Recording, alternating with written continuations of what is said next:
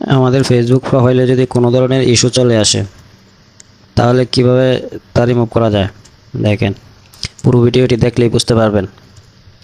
প্রথমে ড্যাশবোর্ডে যেতে হবে, তারপর যে জায়গায় আপনার ইস্যুটা শো করছে ওই জায়গায় যেতে হবে। Profile has some issue, view details,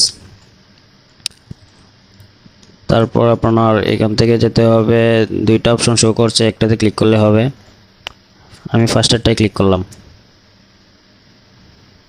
এরপর অপশন আসছে যে দেখেন আমার এই ভিডিওটা থেকে কপিরাইট ইস্যুটা আসছে, তো আমি এটার জন্য সি অপশনে ক্লিক করব। সি অপশন, তারপর এখানে দুইটা অপশন আছে। একটা আপনি ইমেলের মাধ্যমে যে আপনাকে রিপোর্টটা করেছে তার কাছে মেইল করতে পারেন সরাসরি, আর একটা আপনি ফেসবুকের কাছে আপিল করতে পারেন। তাই আমি ইমেলে সরাসরি তার কাছে মেইল করতেছি। দেখেন ওই আইডিটা থেকে আমাকে রিপোর্ট করেছে। ওই আইডিটা মূলত একটা বাহিরের একটা ভিডিও আমি ছেড়েছিলাম, এই ভিডিওটা থেকে এই প্রবলেমটা আসছে, স্ট্রাইকটা মেরেছে।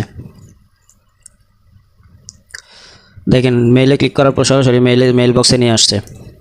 তো আমি কী কী লিখতে হবে তা আগে থেকে লিখে রেখেছি নোটপ্যাডে, তো ওখান থেকে আমি কপি করে নিয়ে আসব। আমি আমার নোটপ্যাডে চলে গেলাম।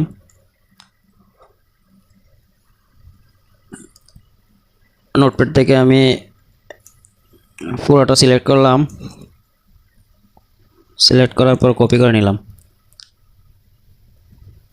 এখন আমি আবার আমার মেল বক্সে চলে আসলাম, এখানে ফুল কপি পেস্ট করে দিলাম। তো সাবজেক্টের যে বিষয়টা এটা আলাদা লিখতে হবে, তো আমি সাবজেক্টটা কপি করলাম,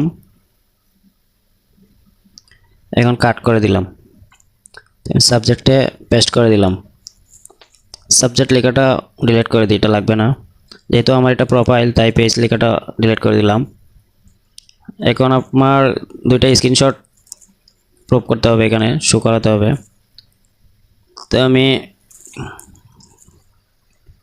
ইনসার্ট থেকে নিচ্ছে না, তো অ্যাটাচ থেকে আমি ছবিগুলা সিলেক্ট করব, যে দুইটা স্ক্রিনশট রেখেছি ইস্যু প্রবলেমের জন্য।